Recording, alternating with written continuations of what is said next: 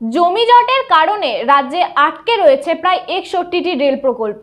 তাই জমি জট কাটিয়ে যাতে দ্রুত কাজ শুরু করা যায় সেই বিষয়ে সুরাহার পথ বের করার কথা জানিয়ে মুখ্যমন্ত্রী মমতা বন্দ্যোপাধ্যায়কে চিঠি দিলেন কেন্দ্রীয় রেলমন্ত্রী অশ্বিনী বৈষ্ণব।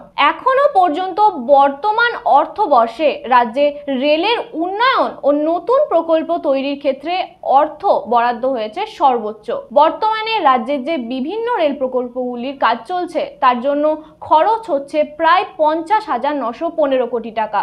আর এই অঙ্কের মধ্যে 2023-24 আর্থিক বর্ষে বরাদ্দ করা হয়েছে 11,970 কোটি টাকা এখনো পর্যন্ত, যা সর্বোচ্চ বলেই জানাচ্ছে রেল মন্ত্রকের কর্মকর্তারা। বিস্তারিত থাকছে আমাদের প্রতিবেদনে। পশ্চিমবঙ্গে সম্পূর্ণরূপে আংশিকভাবে পড়ে থাকা বেশিরভাগ রেলওয়ে প্রকল্পগুলি প্রয়োজনীয় জমি জটের কারণে অগ্রসর হচ্ছে না। তার মধ্যে হুগলি জেলার উল্লেখযোগ্য প্রকল্প হলো ফুরফুরা থেকে তারকেশ্বর, ফুরফুরা থেকে ডানকুনি নতুন রেলপথ প্রকল্প। এছাড়াও আছে তারকেশ্বর থেকে ধনিয়াখালী, আরামবাগ থেকে ঘাটাল সহ একাধিক নতুন রেলপথ স্থাপনের কথা।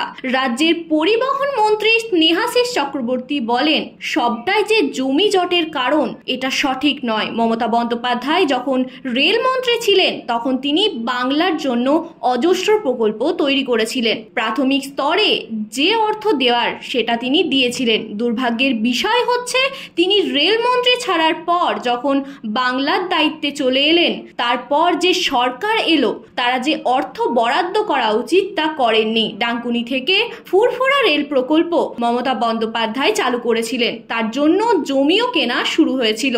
সেখানে যারা জমি দিয়েছিল তাদের চাকরির ব্যবস্থা থেকে শুরু করে অর্থ প্রদান সবই শুরু হয়েছিল। পরবর্তীতে 2014 সাল থেকে যে বিজেপি সরকার চলছে তারা একটা টাকাও এই প্রকল্পে বরাদ্দ করেননি। এই বিষয় নিয়ে এদিন টুইট করে বিজেপি সাংসদ দিলীপ ঘোষ তিনি লেখেন, উন্নয়নের প্রতিশ্রুতি দিয়ে ক্ষমতায় এসেছিল তৃণমূল, কিন্তু কোনো উন্নয়নমূলক কাজে এরা অংশগ্রহণ করেন না। তিনি আরো লিখেছেন, হাত তুলে নিল নবান্ন, এবার বাংলায় নিজেদের খরচে 7টি রেল ওভারব্রিজ বানাবে কেন্দ্র।